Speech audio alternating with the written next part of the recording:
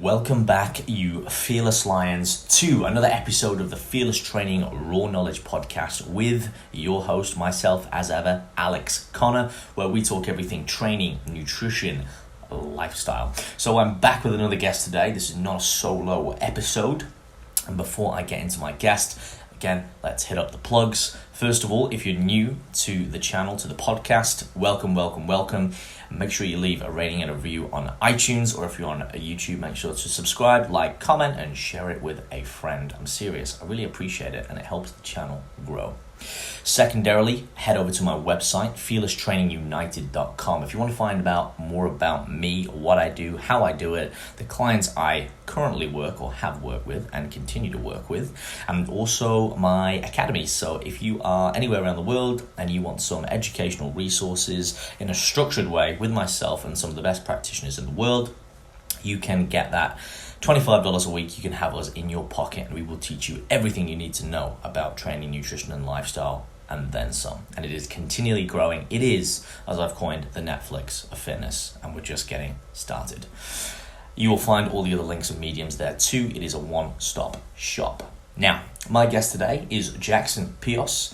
Now, just a quick note on Jackson, because I will let him do the defining as always from now on. Jackson is a PhD researcher currently working at the University of Western Australia. He's completed his BSc in Sports Science and Exercise Health, and also a BSc Honours in Exercise Physiology. Jackson is an accredited sports nutritionist and has competed previously in bodybuilding, boxing, rowing, and Australian rules football. Working previously with over 100 clients and growing, Jackson is a specialist in optimizing body composition and exercise performance via nutrition strategies. Now, to give you some bullet points of the conversation we had and some of the things we covered: nutritional strategies for maximizing performance, lean muscle, and reducing body fat. We talk about that initially in more endurance-based and sport-specific athletes to quench my own curiosity, but I think that of some of you as well, as it's a very, very fascinating rabbit hole to go down.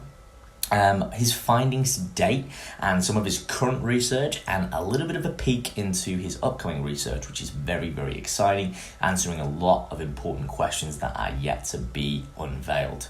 So stick around for that one.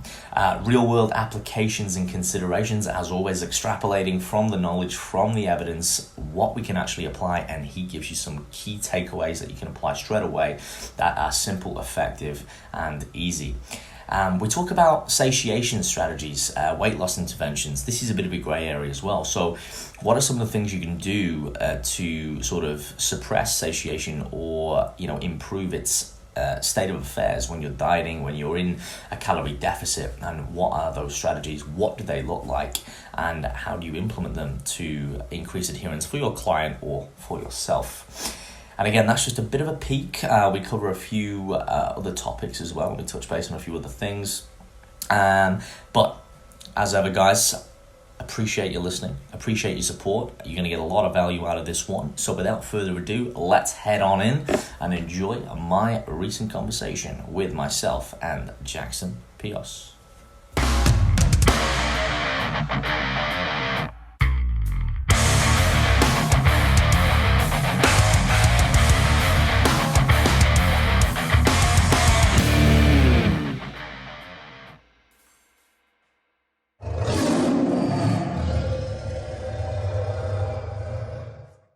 Jackson, welcome to the Fearless Training Raw Knowledge Podcast. Thanks for joining me this afternoon, my friend. How are you? My pleasure, man. Not bad. Well, let's start off as we always do at the beginning. For those who might not be aware of who you are, give us a bit of a background, what you do, where you started, more importantly, why you do what you do. Yeah, so I am a PhD researcher at the University of Western Australia. Currently looking at different dietary strategies that athletes can use to get bigger, leaner, faster, and stronger with the smallest amount of negative side effects that come along with it. I've got a double degree, Bachelor of Science in Sports Science and Exercise and Health. I've got an Exercise Physiology degree, honours degree. And I work as an accredited sports nutritionist and an online coach. Fantastic. So a plethora of knowledge, to say the least. What initially sparked your interest, or what was the protagonist to sort of start, follow the breadcrumbs, if you like, to those? Before I ever got into academia, I was even really interested in academia. I was an athlete, so I was a state level rower, playing waffle football, which is below our national league, basically. So still played to play football, so semi-professional. And also before I started my sports science studies, I was bodybuilding alongside. So I was dipping my toes in a couple of different sporting disciplines that had both performance aspects and aesthetic aspects. And I was heavily interested in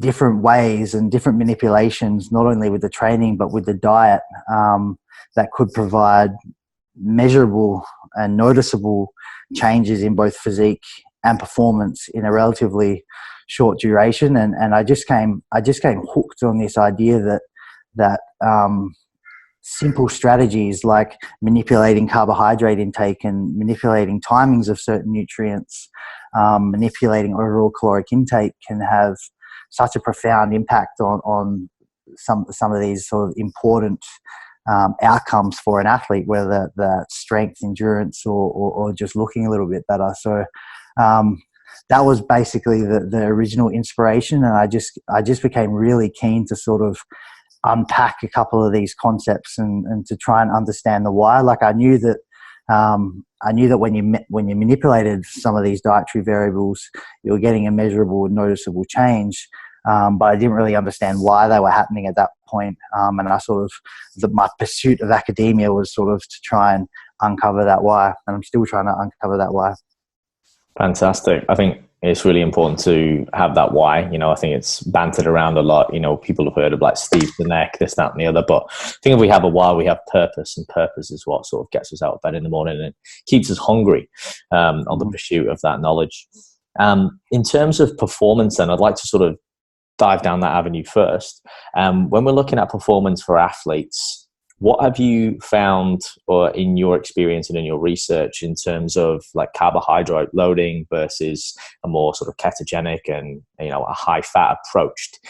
Is it conclusive that for a lot of sort of more power based athletes, we might be looking at more like, I guess, rugby, sport specific, or then sort of turning it into more like the powerlifting and in the bodybuilding world, that carbohydrate is a dominant nutrient in terms of performance? Or is that not quite true, as we've seen some endurance athletes who go to a ketogenic approach? I'd say it's fairly conclusive that if you're an athlete that's performing at least some high intensity efforts within your activity, you're probably going to be better off distributing a larger proportion of your available calories towards carbohydrate.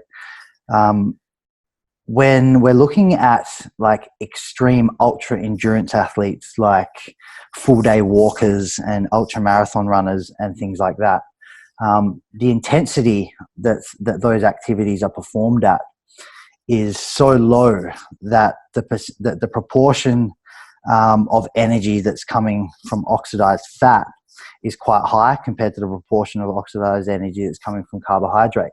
So in those conditions only, there can be some merit to increasing your capacity to oxidize fat for fuel. And one of the ways to do that is by having a high dietary fat intake or a ketogenic diet or something like that. If you eat a whole lot of fat over time, your body's quite clever, and it gets much better at oxidizing that fat and a lot more efficient at sort of extracting the energy from that fuel source. Whereas you contrast that to an athlete who's on a high carbohydrate diet, they get quite efficient at oxidizing carbohydrates for fuel.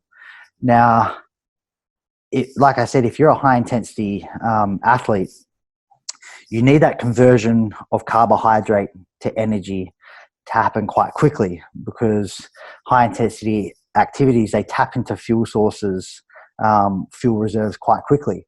Now, if you're trying to tap into your fat stores during a high intensity effort, there's a massive lag time in sort of where going fat into ATP, which is like the readily usable form of energy. Whereas you contrast that to carbohydrate, it's a far more simpler process. It sort of cuts out a few middlemen, and the process from carbohydrate as a fuel reserve to usable energy is far more efficient and far quicker. And if you look at a lot of the research done by Louise Burke's lab in the AIS, where they run these like supernova studies where it usually happens like just before every Olympics or like world qualifiers, when most of like the best athletes in the world are going to be doing like pretty high intense like time trials and things like that. What they tend to do is they get those athletes to come and like meet just before the big championships, and they can like run their time trials together at the same place with like some really good athletes around the world, and Louise Burke's team will run a bunch of like tests on them. So it's really cool. And what they saw, that even in sort of like endurance events, so like I'm not talking like all day events, but sort of like middle distance events where people have sort of speculated that a ketogenic diet might be beneficial for those guys. They saw that although the athletes got superior, or they increased their ability to use fat for fuel, their performance and their times were actually impeded when they were on the ketogenic diet. So I think the research is pretty solid that unless you're running full day events or walking full day events, or doing some sort of activity for a long duration that's at a very low intensity in terms of percentage of max effort, you're just really not going to get much benefit from having a high dietary fat intake. You'll be far better off getting a essential intake of fatty acids, which is not a whole lot, but by the way, somewhere around 0.5 gram of fat per kilo of your body weight tends to be sufficient for getting essential fatty acids, assuming that they're coming from like what we consider like healthy dietary fats. You're not getting them from like cheeseburgers and things like that. And what that allows you to do is that you've got this larger allocation of calories left over, which you can distribute towards carbohydrate, distributing them towards essentially increasing your fuel reserve. That is a far more efficient fuel source compared to fat, and it's a far quicker fuel source compared to dietary fat as well. So pretty much when you need it, so when you're performing high intensity activities, you can get that energy quickly, and you're well situated to oxidizing that fuel efficiently, as opposed to if you had been sort of running a higher fat diet.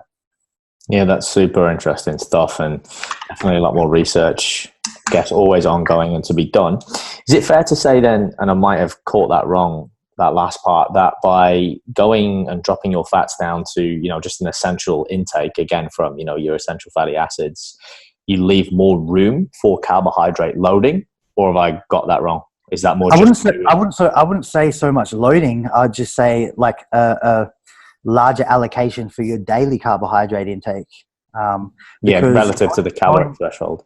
Yes. So going from 0.5 gram of fat per kilo of body weight to going to 0.75 gram of fat per kilo of body weight each day is just really not going to do much. It's not going to do much for health, because the research shows that once you get that essential fatty acid intake that's required for sort of hormonal balance and some cell membrane structure and things like that, once you go above that, it tends to not really do anything except make your diet taste a little bit nicer.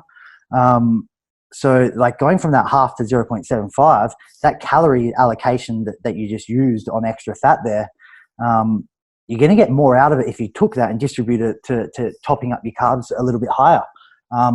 There was research on just a little while ago on CrossFit athletes, where they had a bunch of athletes doing time trials, and they were already on 6 grams of carbohydrate per kilo of body weight.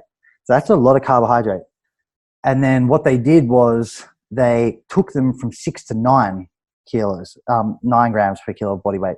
Now, one might say, like, they've already got a bunch of carbohydrates, and like having more is not going to do much now. The performance improvements when they went to 9 grams per kilo were significant. They improved sort of time to fatigue.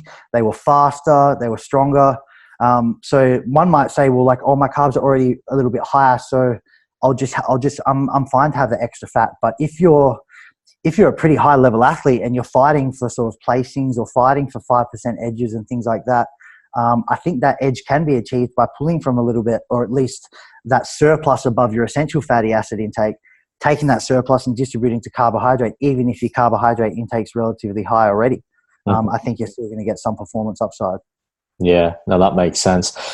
Let's sort of springboard into, if we can, nutrient timing and then perhaps even food selection. I have a couple of questions myself that I'm really interested in. So, for example, if we look at, again, more sport-specific athletes, and let's look at the high end. For example, we've got the guys at Tour de France. I think that's something that always came to mind in my studies when we were looking at, nutritional strategies for loading for an athlete who is just expending an obscene amount of calories. And I don't know if you've done much research in this area or if you're familiar within this area, but I'd love to chat about, like, what are some of the protocols to enhance performance in terms of nutrient timing within the carbohydrate threshold within this. For example, are you looking at, for an event, tapering carbohydrates up by a percentage each day? Is there a more of aggressive, I guess you can kind of look at it as a physique competition. Everyone's a little bit different. You've got your backloads, and you've got Cliff Wilson, it's not just about his rapid backload, but you've got those more aggressives. You have sort of more of the taper, the front load. What are what does the research suggest, or things that you've seen in your experience in terms of enhancing performance in terms of nutrient timing within the realms of carbohydrate for maximizing performance for athletes? Yeah, so when we're talking long duration events like Tour de France and marathons and things like that, your improvement is your performance is going to improve if you can delay the stage that you reach critical glycogen depletion levels. Now, when you hear people talking about hitting the wall, like any marathon runner, any long distance cyclist will tell you, like, they know when they hit the wall. And what that actually means from a physiological standpoint is your glycogen levels are getting so low that you're getting a transitioning from fuel oxidation from carbs towards fat at that point. And we just talked about how efficient carbohydrate is as a fuel source compared to fat, which is less efficient. So if you churn through your glycogen, you're then going to be switching to fat to get that fuel to sustain the exercise. But it's less efficient. Now your performance output has just dropped roughly 50-60%. And when you feel that, like, that hitting the wall, it's just like, fuck, I just can't push as hard as I was pushing sort of 30 minutes ago. So with that in mind, it makes a whole lot of sense to have your glycogen levels as high as you possibly can going into the start of the race and try to maintain them in the race as well. Mm-hmm. Now, originally the research on sort of carbohydrate loading for marathon runners was they used to have these big depletion phases at the start of the week where they'd have a really heavy training slog and they'd take carbohydrate intake really low.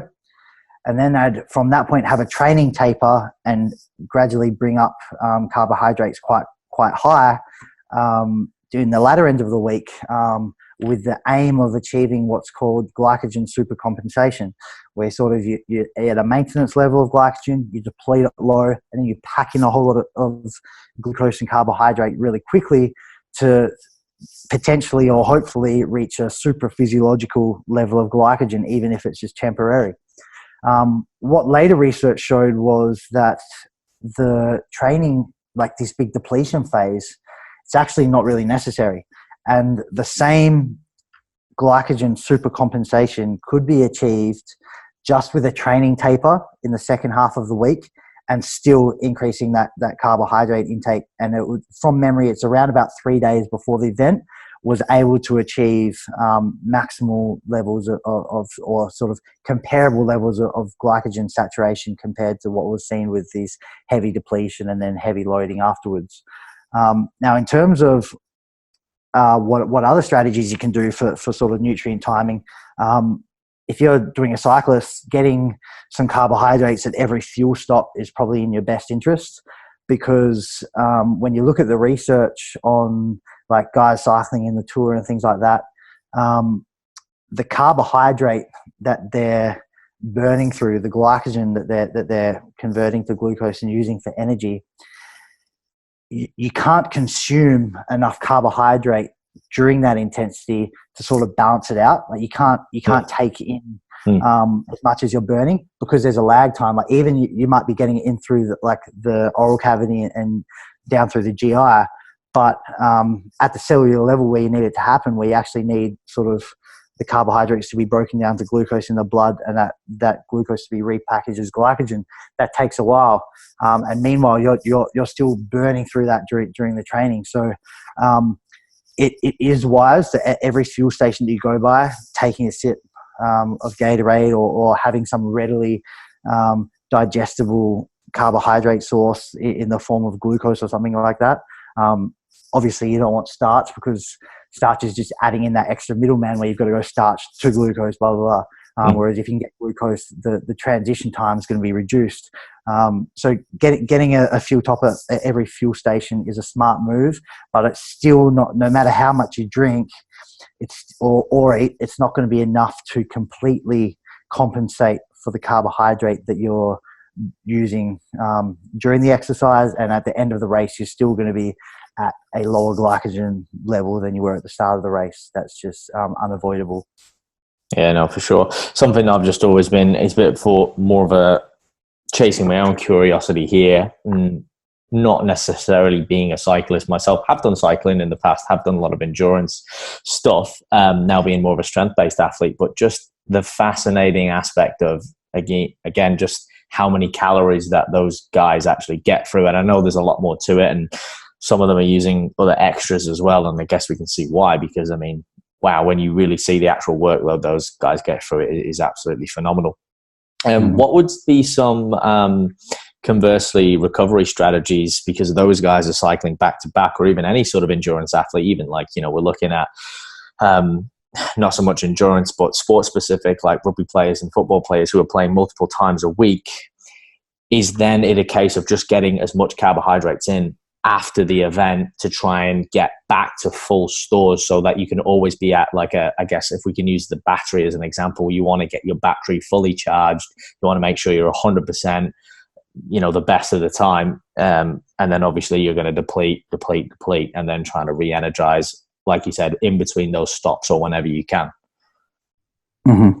Yeah. So with those athletes, those examples you just listed, you tend to not want to be in a low energy availability state or a low glycogen state for very long. You just don't want to be there, and that's usually where you're going to be at the end of a big match or a heavy training session or something like that. So usually, what I advise is somewhere around 1.5 grams of carbohydrate per kilo of your body weight straight away. And you usually want to, along with that, sort of 0.4 to 0.5 grams of protein per kilo of body weight as well, just so you can start expediting that sort of that tissue remodeling to basically compensate for the tissue breakdown or the protein breakdown that potentially happened during that training session.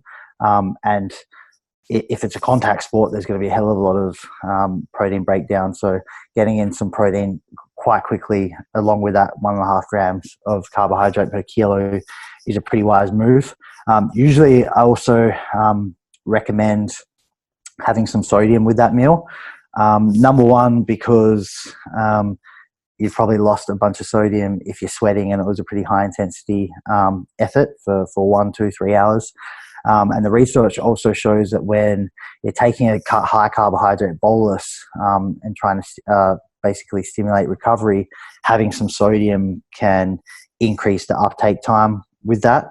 Some other smart strategies is you probably want to be a little bit wise with your food selections there, and you want to choose carbohydrates that are readily digestible and tolerated well by the athlete. So things like rice cakes and jam, bagels, sandwiches, cereals, and things like that can get into the bloodstream fairly quickly, is a pretty smart move. If you're having a big bowl of oatmeal after a 3-hour match, the benefits of that carbohydrate replenishment is probably not going to be achieved for 1 or 2 hours after it's consumed. So that's usually the immediate post strategies that go on, as well as like some pretty reasonable fluid intake. So when working with like rugby or football players, usually what we'll do is we'll weigh them pre and post game. And for like AFL players, for a midfielder, it's very realistic that they could lose 2 kilos of body weight in a game. So usually whatever that weight loss is during the game, we take that as being fluid loss, and we try to get that in within 1.5 hours post game. So if that's a midfielder who's lost 2 kilos on the scale, we're trying to get them to have 2 liters of fluid along with that post performance meal. Just because if you are consuming a large bolus of carbohydrate and protein straight after your game and you're in a dehydrated state, it's going to slow the uptake time. So you need to be hydrated to sort of expedite that those recovery processes and those absorption processes. Then usually I'll start tapering it down a little bit. So another 2 hours after their large bolus, you probably want another gram of carbohydrate per kilo of body weight, and have another protein bolus with that. And then usually after that point, they'll reestablish normal eating. Yeah, no, makes sense. I know you touched a little bit there on food selection, and you're saying obviously foods that agree with the athlete, choosing more high GI sources, things less fibrous, less voluminous to a degree.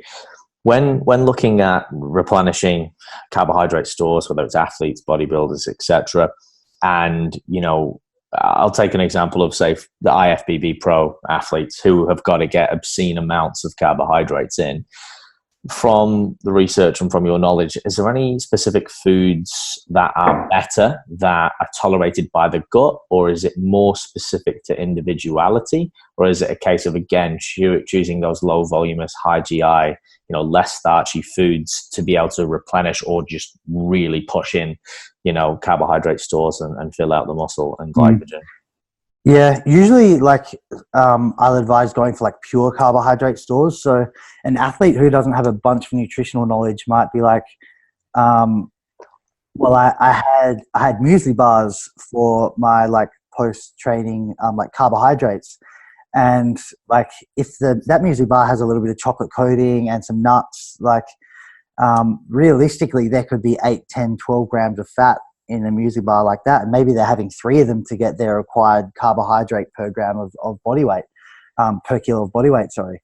Now, if you're having fats alongside with your carbohydrate and you're trying to achieve quick uptake and quick absorption, the fat that's coming along with that carbohydrate is going to slow digestion and absorption time substantially. So I tend to recommend pure carbohydrate sources in the sense of a rice or a rice cake, or a low-fat cereal, things that aren't bringing a bunch of fat along with it, because more fat that comes with it, the slower the digestion is going to occur. I'll also advise against anything really high fiber.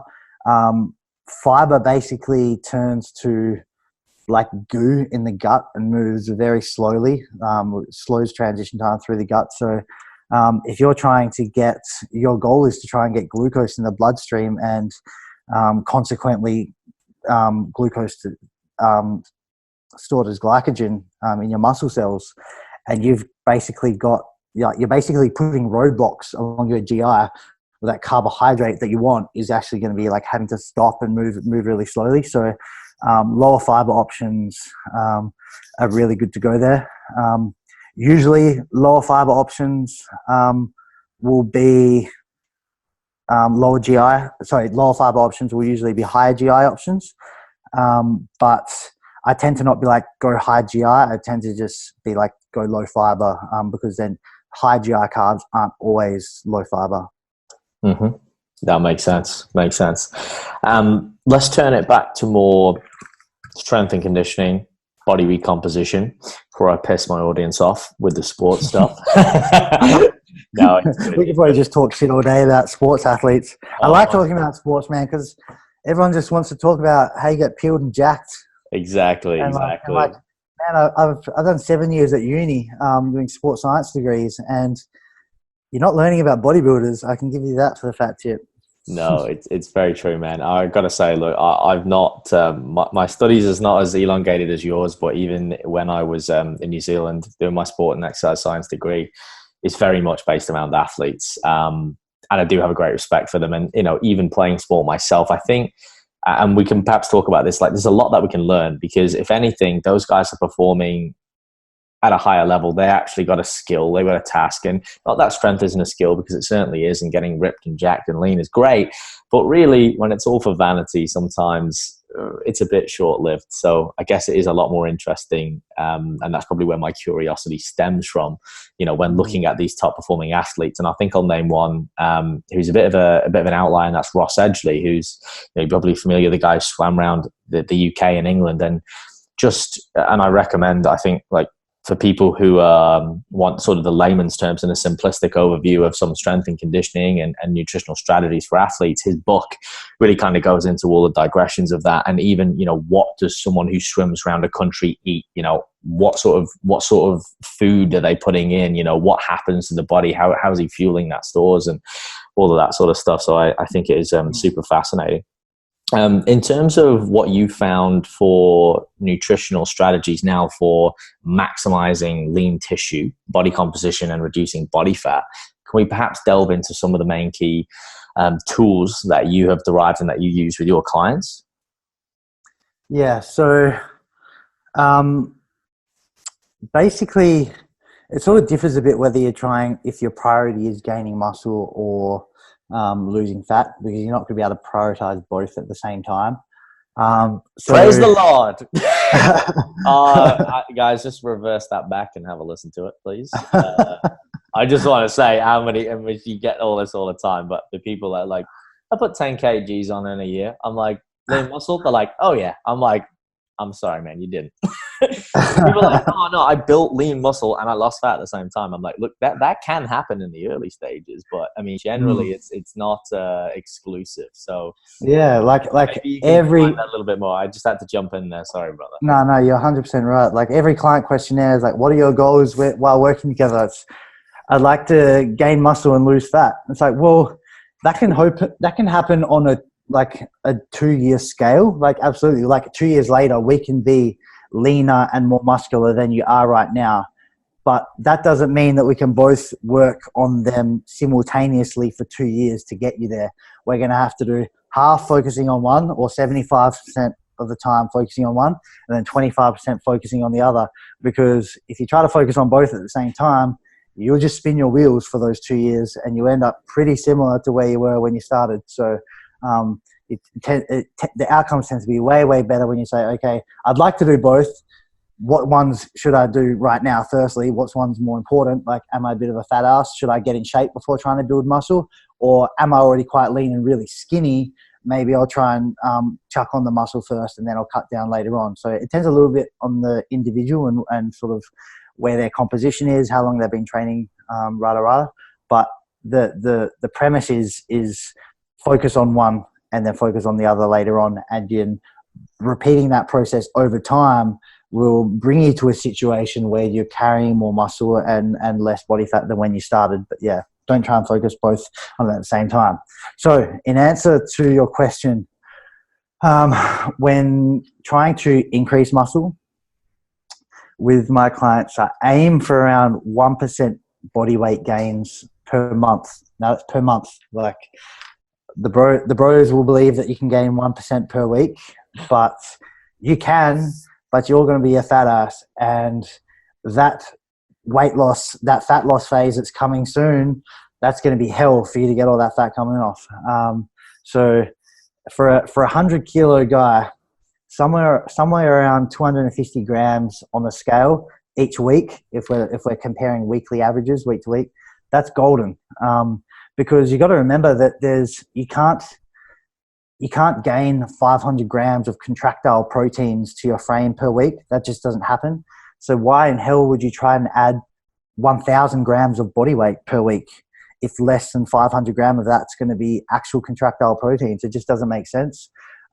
So in terms of like realistically how much contractile protein you could add in a week, you're looking at somewhere like 50 to 150 grams per week is a really freaking solid week. So go somewhere around that amount. Like, sure, if you increase the body weight above that, you may increase the contractile protein gains that week, but it's going to be a smaller proportion of the total weight that you're adding in that week.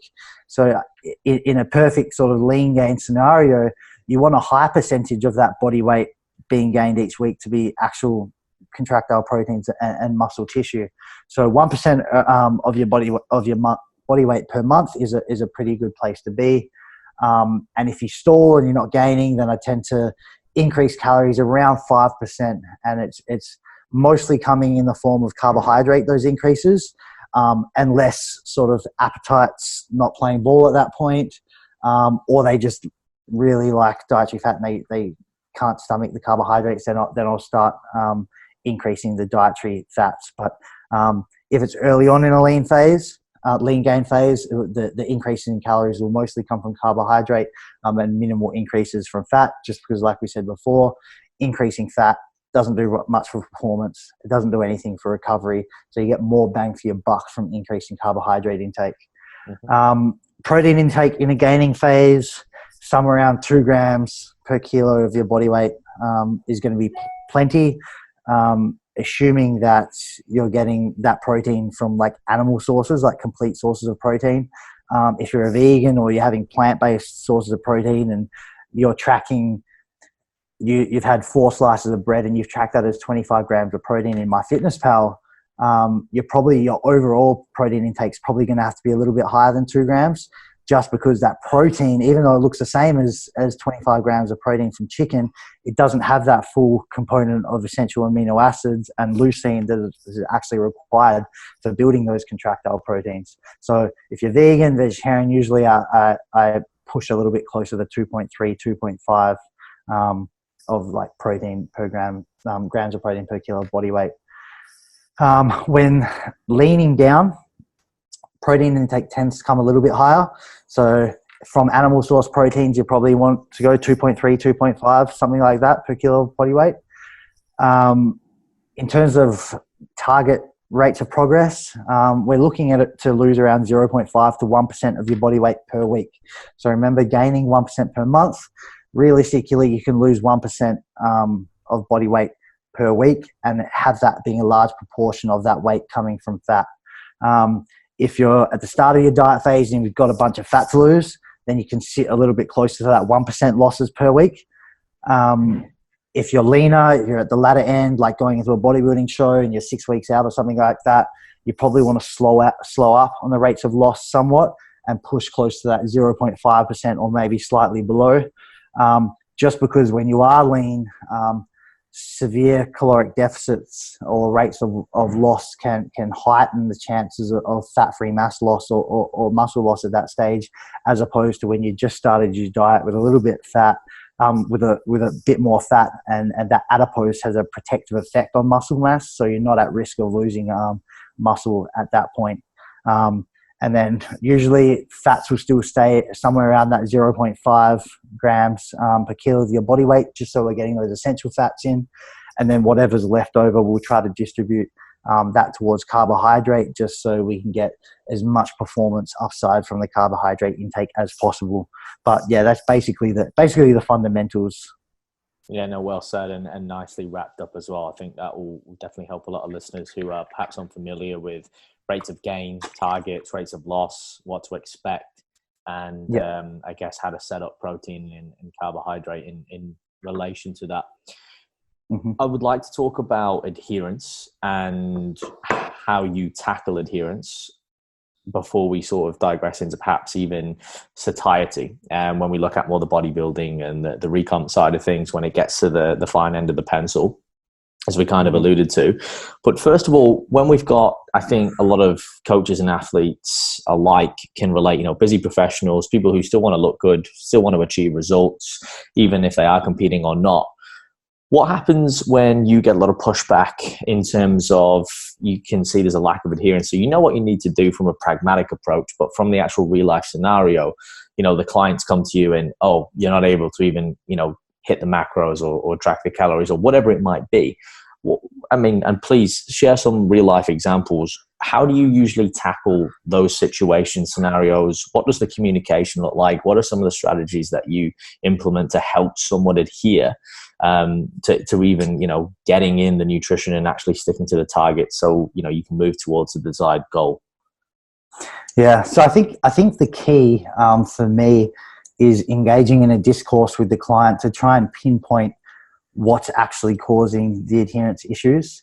For example, to give you some ideas, the client might say, "I'm just sick of having this meal over and over. I want some more variation." Then, if they were previously on a meal plan, then you could say, "Okay, well, let's teach you the skills to implement some flexible dieting where we give you some sort of calorie ranges and macro ranges for carbohydrates, proteins, and fats, and you choose your own foods to reach those goals."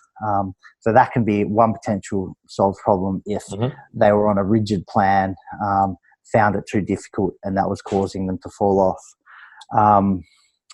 Additionally, you could have it on the other side of the coin where you've got a bodybuilder who's 5 weeks out from a show and they're doing a completely flexible approach, and all they see is 3 numbers: protein, carbs, and fats. That's all they know, and they're not giving any consideration for food selection. So they're allocating 250 calories a day to a Snickers bar pre-workout, and then what they're finding is at the end of the night they've got this ravishing hunger that's not being satisfied, and that's causing them to raid the pantry late at night. Now, in that case, you can actually turn the wheel to the other direction and say, "Hang on, I can see that you're making some probably poor food choices in terms of managing your satiety. You're choosing a Snickers bar that's a very calorie dense meal option that's not going to give you much satisfaction. It does taste good, but the actual the carry-on effect is probably just going to make you want to eat another one or eat more, because you've got that high palatability and that urge to eat more of it." So in those scenarios, you can say, how about I take the wheel, we engage in a discussion, talk about what foods that you can handle in your plan that aren't overly tasty, but you can deal with, monitor the portion, decide on some portion sizes that aligns with the athlete's sort of macro and calorie needs, and then just say, "Listen, I don't want you to make too many choices. We're 5 weeks out from a show. I just want you to follow this plan, and let's go into a little bit of a robot mode." And the meal plans get a lot of criticisms, but sometimes with an athlete who's 5 weeks out from a show and they're heavily dieted down and they're heavily psychologically disturbed, they're not great decision makers, and they can spend an hour at 8 p.m. At night trying to whip up some crazy concoction with 78 ingredients just because they've got 320 calories left, and that tends to do more harm than good. So sometimes just to avoid that decision fatigue and potential poor food selection choices, switching to a meal plan can be just a little bit of a wiser move. Now, other potential adherence issues could be that they've just been digging for 8 weeks on the diet. Doesn't really matter if it's meal plan or flexibly based. They've been making good weight loss, but they've finally it's just too much to handle. In those scenarios, what I like to use is refeeds and diet breaks. It's assuming you weren't using them already. So you tell the client, "Listen, I can tell you're struggling. Let's just practice some maintenance for a couple of weeks. It's not going to be a complete hands off the wheel, leave you to your own devices, but increase calories in a controlled manner, with the goal of roughly maintaining weight for 1, 2, 3 weeks. Introduce some normality back into your eating. Try and dissipate some of these negative side effects that have accompanied the calorie restriction over the last 8 weeks. And sort of metaphorically recharge the batteries until we can get them into a point where they can say, "Okay, I'm feeling kind of good at the moment. I'm ready to push on again. So that's probably a couple of examples of how adherence issues can be solved. Mm-hmm. Yeah, no, for sure. I think a lot of those are very popular. I think a lot of coaches can really relate. They seem to come up quite a lot in the day-to-day coaching realms, especially with, physique athletes, going towards stage. What about in terms of education, Jackson? If you come across, for example, if it might be when you're starting with a client, for example, and they don't really know anything about tracking, and they don't obviously know much about like MyFitnessPal or any of those tools.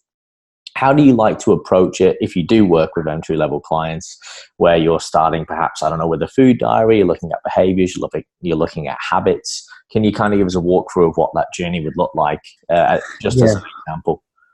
So entry level clients are almost never like start with tracking or macros or calories or anything like that. Mm-hmm. Because if they don't have that fundamental knowledge of healthy eating behaviors, that all they'll know is tracking. They won't know how to eat without having MyFitnessPal in their pocket, and that can be a huge issue for sort of sustainability and psychological reasons. So as opposed to that, I'll get a food diary of them. Usually it's like a 7-day food diary, and I can pretty much gauge. I'll just get them to write it down. I won't get them to pull out MyFitnessPal or anything like that. They probably don't know it exists. I'll just get them to write it down in a journal or on an email and send it through to me.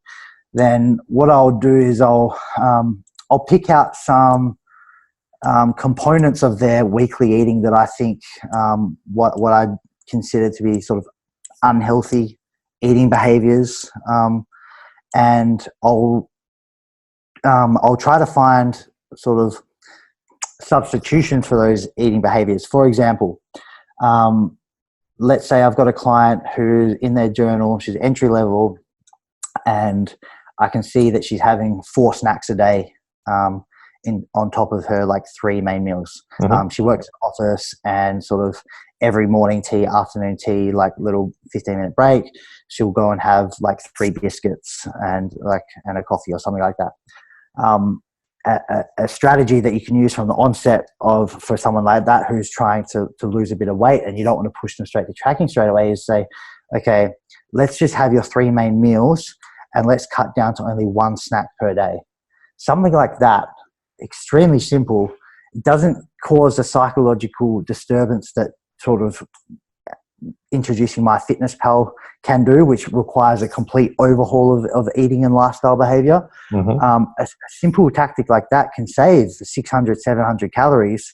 And often the client doesn't even notice that calories have been restricted that much, because often with snacks, they're small volume, high calorie dense options that are gone in 2 bites but pack a ton of calories. So people who don't have food knowledge don't often perceive how that's impeding their weight loss or fat loss goals. Mm-hmm. Another example could be just you're looking at the client's report, and you can just see that they're making poor calorie options based on not having required knowledge. For example, let's say that at lunch they're having 2 handfuls of mixed nuts, and it's assuming that this client's trying to lose weight here. Now, they're having the 2 handfuls of mixed nuts because they assume that they're high in healthy fats and these are a healthy food. Mm-hmm. Now, that may well be, but that 600 calories that they're having in 2 handfuls of nuts, that can be the difference between being at maintenance or a deficit versus being in a 400 calorie surplus chronically for 6 or 12 months. Mm-hmm. So sometimes you can see that a client might be making food selections that can be adjusted for no compromise in overall food volume, but a significant decrease in calories. So there's probably some of the strategies that I can do with an entry level client, but usually you will almost never be introducing tracking. You should prioritize trying to establish healthy food options, food selections, healthy eating behaviors, so sort of regular meal times, not overly high in snacking or things like that, and sort of teaching the clients the concept of that there's no healthy or sorry, good or bad foods. There's high calorie and low calorie foods. And then once the athlete tends to have those materials at their disposal, it tends to be sort of an auto-regulatory process where they can make the decisions on their own. Yeah, great. There's a lot of really good points in there, Jackson. I think a lot of trainers, come out the gate, especially in the early days. Myself, you want to sort of go to more advanced things, and you overlook the fundamental principles and the cornerstone habits of actually getting someone having good relationships with food again, and having that not so black and white mentality or binary approach to good and bad and this is clean and this is dirty, but rather than just educating people and creating an awareness. I think comes down to what, based on my goals right now, that chocolate cake might not be the best option, but I could add a little bit of it, and then perhaps I've got a healthier snack over here, some light popcorn or protein shake or whatever that might be. Yep. Can we talk then about hunger strategies now, in terms of satiation, satiety, what we can do with food selection, might be nutrient timing as well, to increase or improve adherence for those of us, or for those people who struggle. You made an example before with the bodybuilder, for example, I think it was with the Mars bar or the Snickers bar, versus obviously having something that was more whole food in nature. Maybe we could sort of explore that a little bit more. Yeah. So usually when people are discussing satiety strategies, particularly in the fitness industry, the place that they arrive at is this idea of increasing protein, because protein is the most satiating macronutrient. That is correct. But when you're looking at the research, it's fairly conclusive that having a diet which is high in low energy dense foods, which means they have a low amount of calories per weight of food. When you have and examples of that will be like your fruits, your vegetables, not all fruits obviously, but like watermelons, rock melons, berries and things like that. Vegetables, whole grains, things like that don't have a ton of calories for the weight of the food itself. When you have a high intake of that in your diet, it just tends to be a lot harder to overeat. And when you're looking at ad libitum studies where they just give participants rules, so they just say like, okay, you've just got to have, these are a number of foods that you can eat. So these guys are going to be on a low energy dense diet. They can only have low energy dense options, but you're allowed to eat as many of them as you want. And then we have another group that says, okay, here's high energy dense options. Just have as many as you want. High energy dense options might be like maple syrup, any sort of added fats like mayonnaise, cheese, avocado, olive oil, nuts, things like that pack a ton of calories for not a lot of food weight. Mm-hmm. When you look at the ad libitum differences, and you're just telling them they can eat as much as they feel like, the calorie intake tends to be extravagantly higher in the group that are only having higher energy dense food options, because high energy dense food options are just nowhere near as satiating as low energy dense food options. So I think the key strategy is if we're setting out a hierarchy of like where we should be focusing our nutrient choices, if we're trying to maximize satiety, protein shouldn't be sort of on the pedestal. It should be sort of fruits and vegetables and whole grains up top, like a high intake of them, then have your protein intake, and then sort of carbs and fats.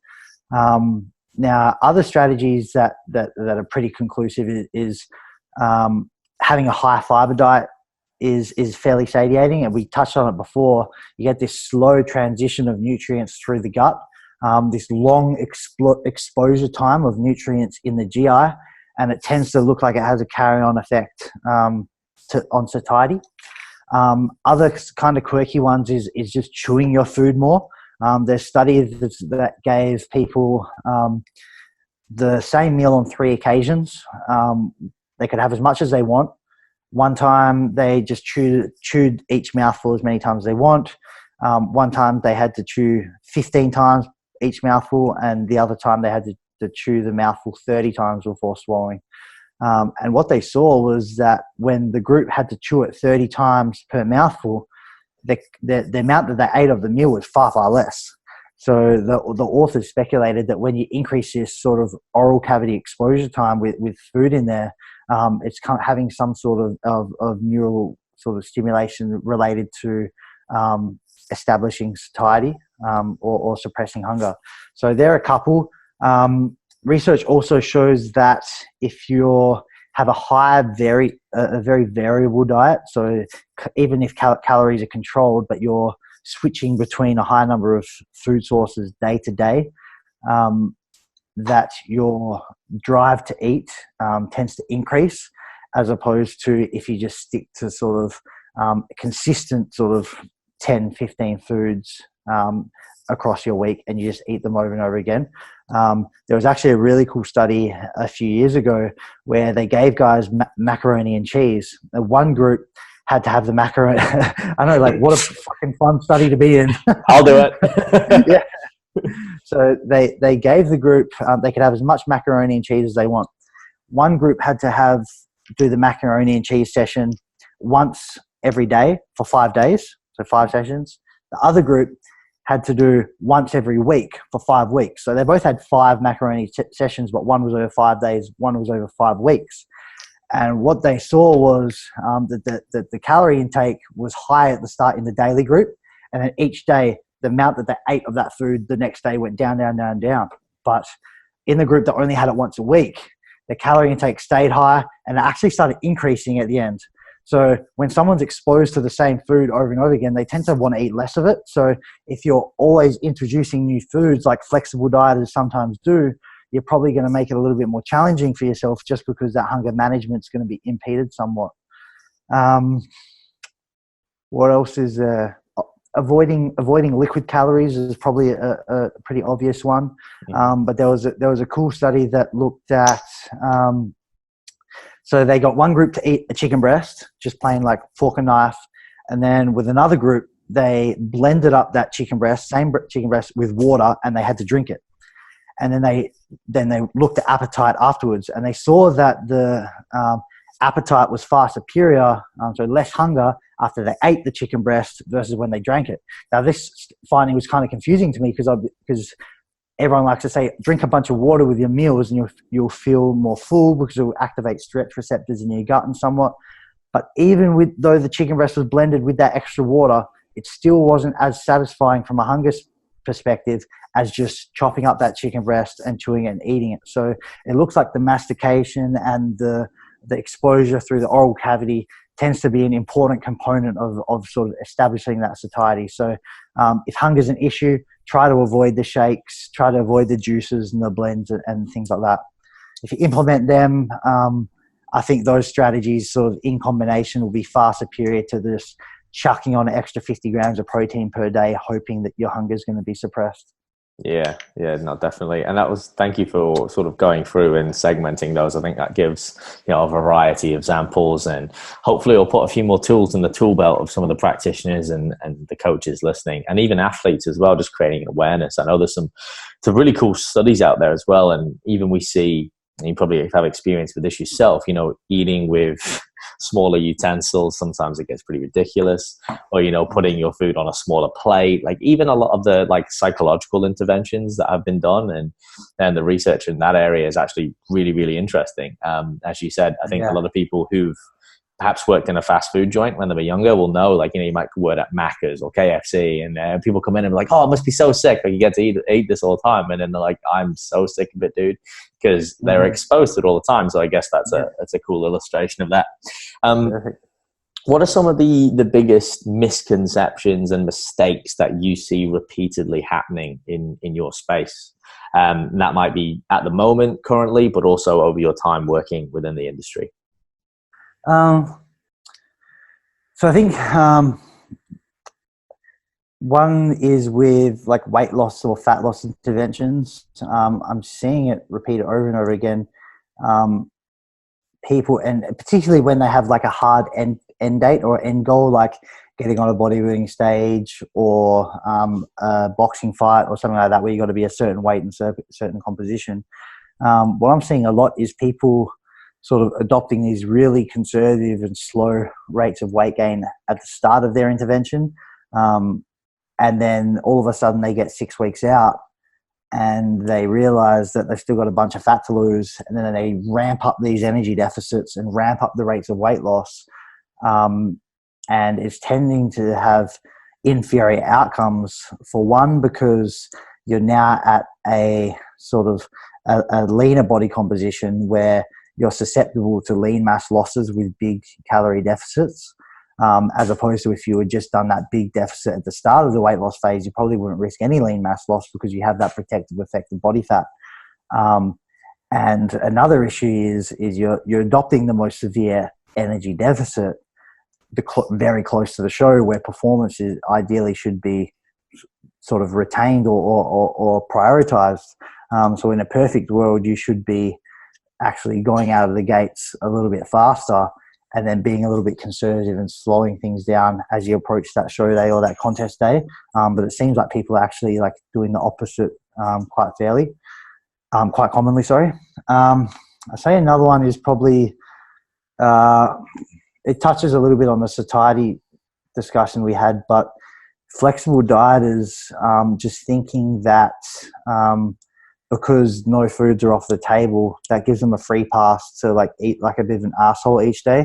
Now, if you're on 2,200 calories and you're spending 1,000 calories on a Snickers and half a tub of Ben & Jerry's and one Krispy Kreme or something like that, to someone who hasn't dieted before and just watching this process from the outside, they're going to think this looks like the easiest freaking diet in the world. Like, you can eat ice cream and donuts and still lose weight. Like, you're a wizard.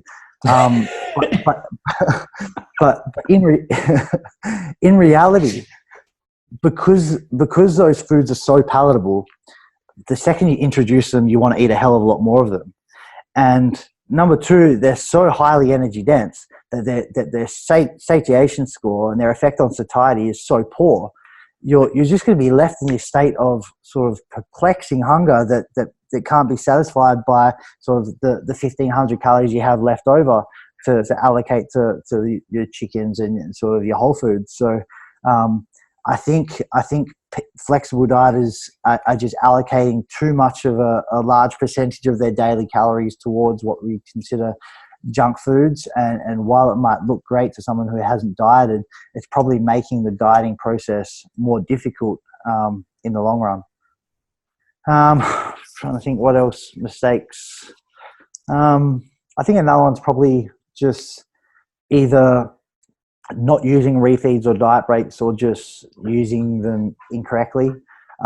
If you're doing a 20-week prep with no breaks whatsoever, you probably could gain at least some psychological benefits to the athlete and some adherence benefits to the athlete by throwing in some intermittent diet breaks or some intermittent refeeds where you take them up to maintenance or slightly above. But I also see a lot of people getting refeeds and diet breaks wrong. Like if you think a refeed is the same as a cheat day, and one day a week you're consuming 5,000 calories in the hope that it's going to stimulate your metabolism or some ridiculousness like that, you're very, very wrong. If you're like, realistically, for a conservative energy deficit, you might accumulate 3,000 or 3,500 calories of a deficit during the week. That can be very easily wiped out by 5,000 calories consumed on a Sunday or something like that. And the metabolic stimulating benefits that everyone likes to talk about are heavily, heavily overstated. Like even in a dieting study that incorporated 2-week increases, so after every 2 weeks of dieting, they increased calories for 2 weeks again to try and maintain the metabolic rate. At the end of the study, after 16 dieting weeks, they'd only maintain the metabolic rate by like 150 calories a day. So you've earned yourself an extra banana. So thinking that like having these super high refeeds or super high cheat days is going to be the key to like maintaining your metabolism or boosting your metabolic rate like that is it's just not correct. And in reality, those days, those super high calorie days are just, it's not going to have a meaningful difference on how much you get to eat during your week and still lose weight or anything like that. So I think people are a little bit sort of uninformed about the potential downsides of a cheat day.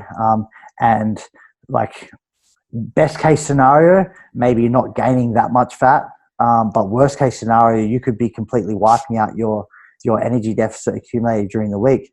And I think that's why so many people, particularly in Gen Pop, feel like they're dieting all the time, but they're not getting the results they want because they're dieting Monday to Friday.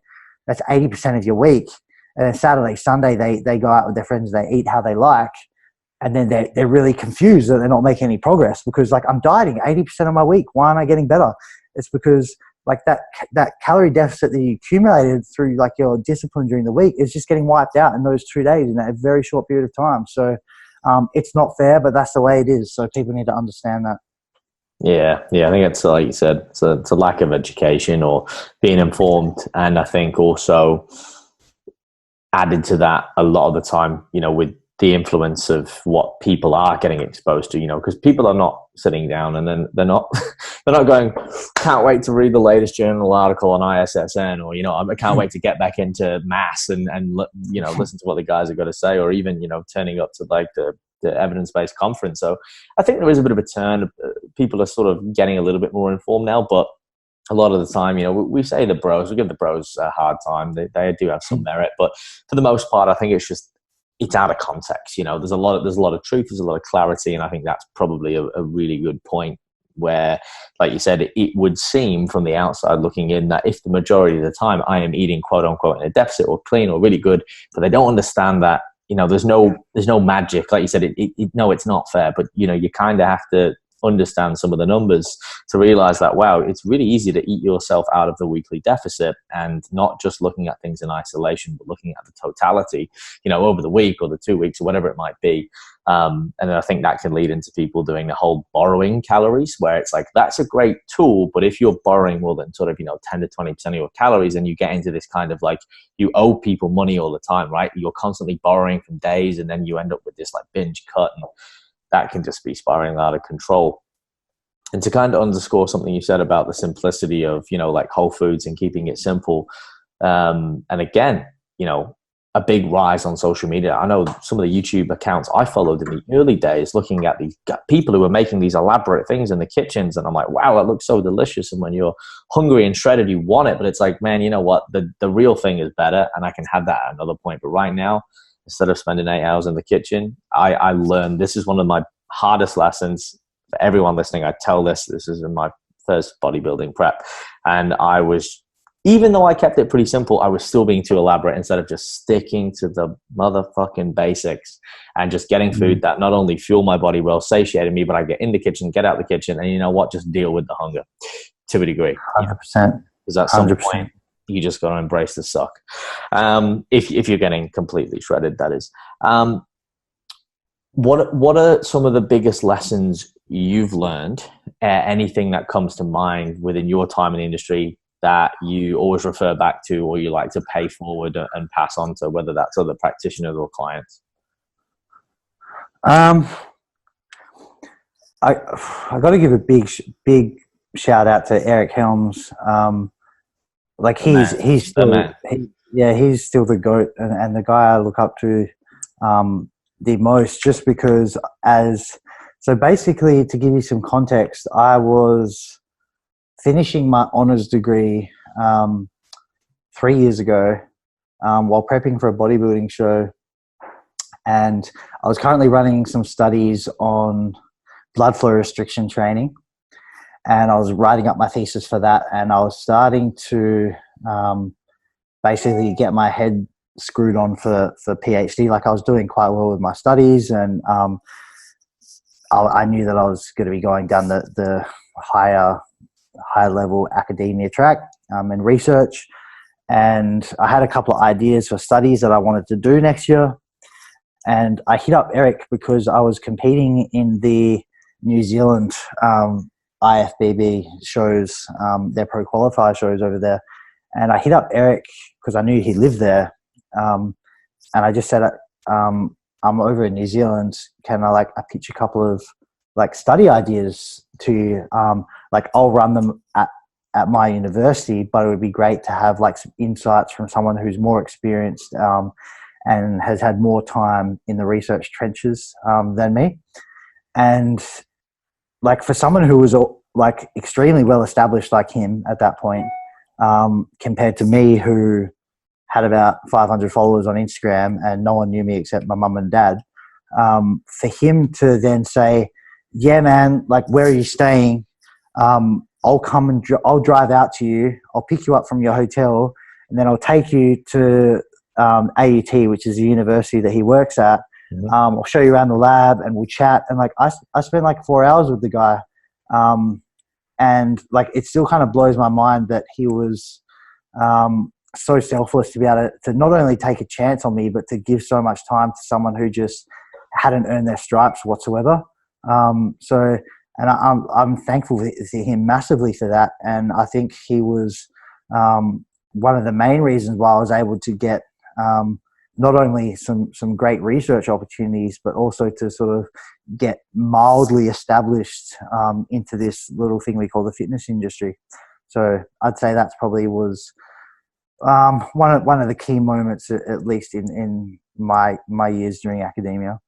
Yeah, no, for sure. I mean, Eric, legend, really. You know, I mean, everyone speaks well of the guy, which in and of itself is kind of an inclination, and I can concur with that. Like reaching out to him in the early days as well, when I was just a nobody, and I found him through Matt Ogus on Simply Shredded, and he was like the protagonist for me, kind of getting a little bit wiser, if you like, and kind of opening the doors to this more, you know, evidence-based, which is now overused word, and just the humility I think that he shows is where he just leads by example. And I think for me, it's the way he blends that with not only the science-based approach, but then his also ability to communicate that to the masses. Like he can science with the best of them, but he's also great for people who like don't really understand those concepts for the layman terms.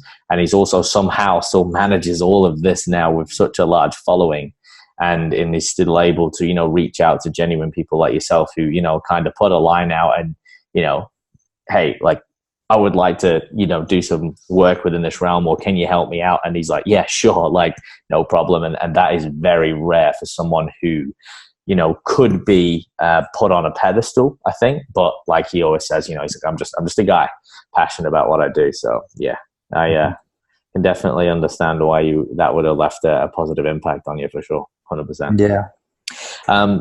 Let's talk about, before we get on to some more rapid fire questions, because I'm respectful of your time and I know we've been chatting on, which is great. Because when you're chatting about something you're passionate about, time flies. The research that you've been doing lately, can we perhaps talk about any current research, what perhaps is on the horizon for you, any interesting findings, and what you feel that you can share or comfortable sharing based on these experiences? Yeah, so I finished up our first diet break study in athletes that's ever been done. We had 61 completers in that study, so it was a massive study. All the guys completed 12 dieting weeks. One group did those 12 dieting weeks straight. Our intermittent diet break group, they did 3 weeks of dieting, then 1 week diet break, and they just cycled that through until they'd done the 12 dieting weeks. So that was a massive project, and we had a solid team working on that. I finally analysed the data on that one, and we're hoping to get it published later this year if I can get the manuscript all put together. Obviously, I can't talk too much about the findings, but I will say that the findings are super intriguing, and they contrast some of the findings that were seen in what we'd call like the original diet break study, the Matador trial that everyone likes to talk about. There are some contrasting findings with that, and at the moment I'm basically just brainstorming why we're seeing the differences. But what's really cool is we've got some performance differences between the groups. We've got differences in appetite and satisfaction between the groups. and we've got differences in dropout rates and adherence. So there's going to be a hell of a lot to talk about. And I'm really confident this study is going to make some waves, and it's going to be pumped through a whole lot of channels. Just based on the success of Matador. Like, Matador is on overweight men, but it's probably one of the highly discussed papers in the fitness industry in the last couple of years. So I can only imagine how much people are going to be discussing this paper, which were actually on resistant trained athletes with optimized macronutrient profiles during the dieting. So it's going to be very cool to talk about, and I think it's going to update a lot that we currently know and talk about with regards to diet breaks and refeeds. So that one should be out hopefully later this year. Are you coming to UABC? I sure am. I'll talk about the results there. So that'll be the first plug.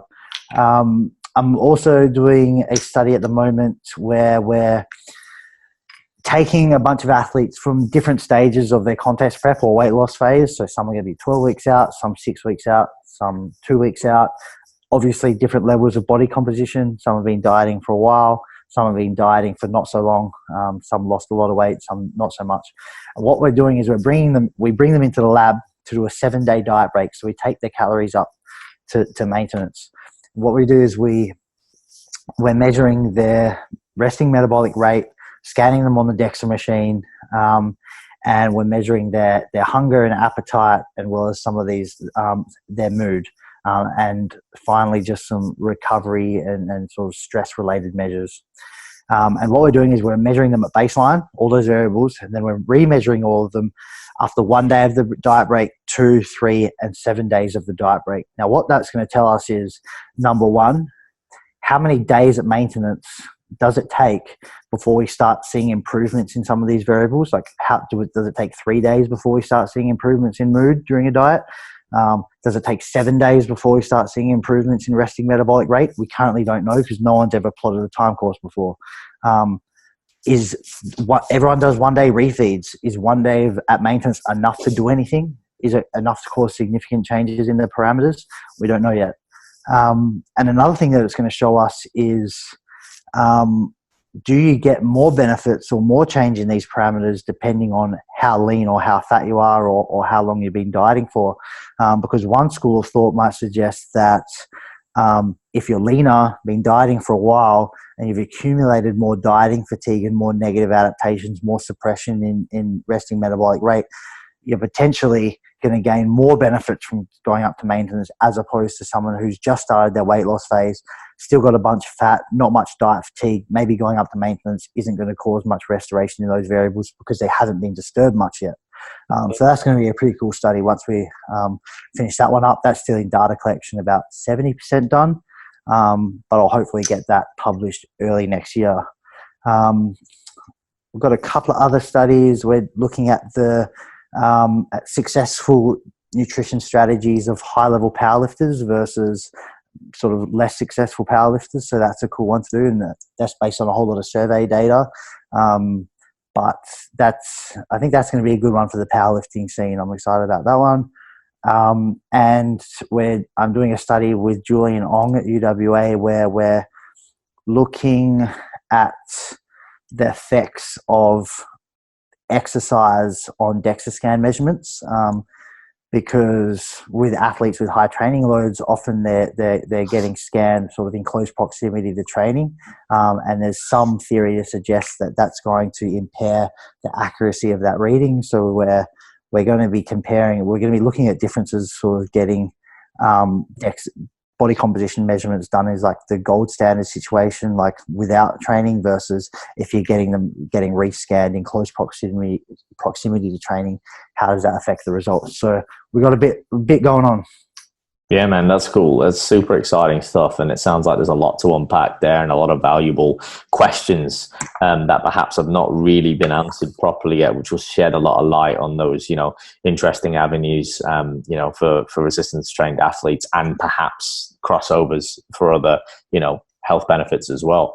I do highly recommend for people listening, and I know my listeners will know about this, from the past episodes of the UEBC, the Ultimate Evidence-Based Conference, a bit of a mouthful.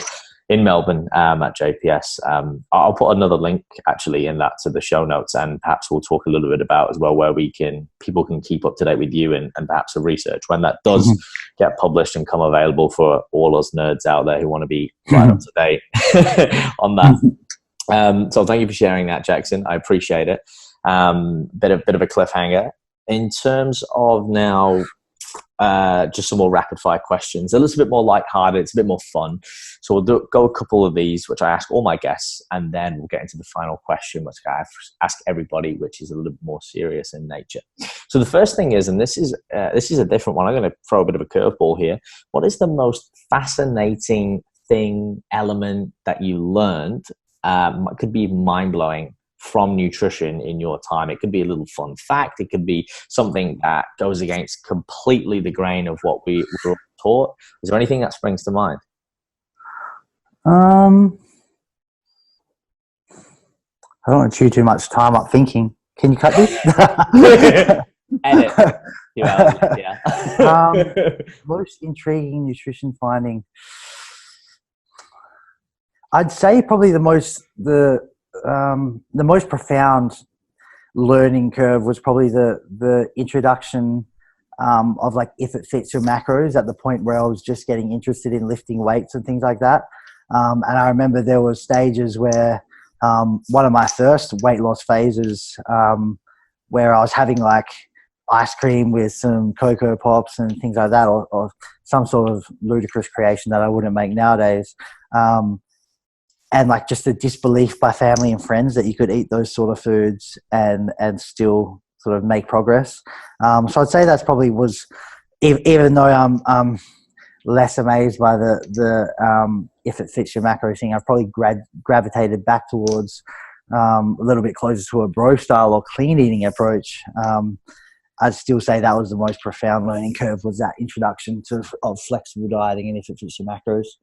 Mm-hmm. I think it's a light bulb moment we all have from time to time. We've all taken a picture eating a donut, doing some ab poses or something. Yeah. You got it. Funny how we all move back to the simplistic stuff, like the basics. You know, you look back and you're like, God damn, I come back to being a bro. Maybe they're all right. If you, not all the time. If you had a superpower, what would it be and why? Probably being a Super Saiyan. Super Saiyan's a good one. I would say time travel. Time travel. Oh yeah. Why? You've got an event. You got a time you wanted to go back to. Situation you want to rectify. I'd like to. With what I know now, I'd like to go back 10 years ago and use what I know now to sort of. Basically use it to not waste a few of my years from like 18 to 20 where I sort of was a bit of a silly bugger. I think there was a few years there where I could have made some really solid ground in terms of establishing my career. So I reckon that, and time travel is one for me. Yeah, touche. I like it. All right, what about your favorite food, favorite meal? You got one last meal. What does it look like? Entree, main, drinks, whatever you want. Oh, so all of them? We're talking three course? Oh, yeah, man. Because I mean, that people go, what's the one? And I'm like, no. If you were having one last meal, like, surely you'd be able to have the drink, the entree, the dinner, the dessert, right? Well, this is my question, so you get to choose that. My entree would be a 10-piece roll of unagi sushi, which is grilled eel. Tastes amazing. That'll be my entree. My main would be a tonkatsu ramen with extra pork. My dessert would be a chocolate chip cookie dough ice cream cake from Baskin Robbins with dipping chocolate on top. And my drink would be, what drinks do I like? Would be a spearmint milkshake. There we go. Oh, man. Boom. There's some popular flavors there, but... Mate, I'm salivating. There's Man can eat. I'm sorry for all the people who are in dieting listening. I do apologize for that pornography there. But anyway, and I've never had someone so definitively no. That's great. I really appreciate that. As a lover of food myself, that is phenomenal. And I've not had all of those combinations, but you've got me thinking now. I know you guys got some. You've got some good food joints over there In Perth? Yeah. Hell yeah. Yeah, because I mean, I know it's a bit more like everything's sort of in one place over there, but I don't know if it's been iconic for anything, but they've got some good ramen places. You got to have a good ramen. Yeah. If you go into Chinatown, they'll hook you up for sure. There you go. That's awesome, dude. All right. Well, on to my last question that I ask all my guests. It's a bit more serious in nature. And that is, can you identify a fear in your life? Can be big, can be small. What it was, how you overcame it, and what you learned from that experience. So it's a fear that you overcame?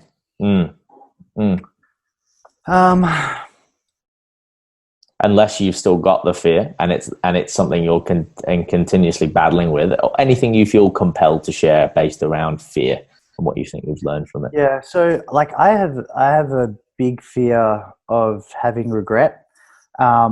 And it, like, I often struggle with anxiety at points that I'm not using the maximum amount of my time to get myself towards my career or physique or whatever related goals that I do have. And there's times where I might spend a little bit too much time watching TV or mucking around, and it can be accompanied by a sensation of guilt afterwards, and like a negative headspace that I'm not truly working hard enough, and things like that. So I've always got the fear of sort of getting to 35, 40 and being like, you idiot, you had that time to work hard back then and you didn't use it, and not being happy with where I'm at in 10, 15, 20 years because of that. So it can be good, it can be bad. It can be good that it keeps me accountable, and it means that I never drift off too far before I pull myself back in check pretty quickly. But it can be accompanied by, sometimes it can be a little bit overly rigid and strict and a bit of a hermit and things like that. But working a lot and not being overly social and things like that is an okay trade-off for me at the moment, because I still feel like I'm in my earn my stripes phase, where you just got to dig in and sort of slug through the crap for a little bit with like subpar sleep and not seeing your friends as much as you'd like to and things like that, so you can get to where you want to be and establish yourself, and then maybe sort of take the foot off the pedal a little bit more once you get there. So that's probably a bit of a rant, but yeah, I hope that made sense. No, it did. And look, at the end of the day, this question is whatever it means to you, and it's different for everybody. And it's always interesting because there's a lot of things that generally come up within most people's answer. And I think what I've noticed as a bit of a trend from people who are, wanting to make something of themselves or wanting to make a positive impact is that they all have this like fear of not working hard enough or being guilty if they're, perhaps taking some downtime. And I think that is actually based on books I've read and statistics, on happiness and this, that, and the other. It is a common trait with people who are successful. And the irony of it is apparently that is the thing that makes them successful, because you look at a high level athlete, and although it can be negative if it gets out of hand, but the reason why they're so good is because they never think they're good enough. And they're always trying to be the best. They're like, no, it's not good enough. Where I think some of that is good, but then also time, like you said, to maintain balance, celebrate the wins, have a little look back and go, what, actually, like, I've come quite far and I am going in the right direction. And sometimes by sacrificing maybe a little bit of performance, I can actually have longevity instead, because at the end of the day, as I always say, the tortoise did beat the hare in the race for a reason, to use that metaphor, if you like. So no, I think that's really good. And I think a lot of people can relate because everyone's different, and there might be someone listening in a similar scenario right now, and they can sort of connect with that and go, yeah, you know what, maybe that's me, or maybe that's something that I need to do. So no, I appreciate you sharing. Jackson, where can people find more information about you? Where can they keep up to date with the latest, and perhaps when this research does become available, where's the best place to find it? Yeah, so best place to get me just for like day-to-day stuff and daily posts and things like that is just Instagram at Jackson Pios. Pretty much anything that's of notability that's going on in my life will go through IG.